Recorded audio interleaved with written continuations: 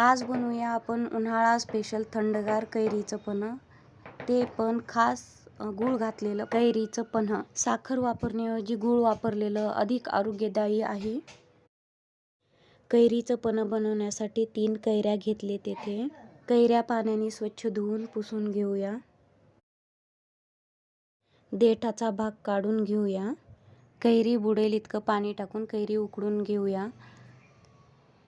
मंद आचेवर 5-7 मिनिट कैरी उकडायला ठेवायची. कैरी उकडून घेतली आहे. कैरीचं साल काढून त्याचं गर काढून घेऊया. येथे पाहू शकता कैरी छान शिजली आहे. साल काढून गर व्यवस्थित काढून घ्यायचं आहे. गर व्यवस्थित बारीक करून घ्यायचा आहे. त्यात 1 वाटी गूळ घालून मिसळून घेऊया. व्यवस्थित मिसळल्यानंतर गाळून घेऊया.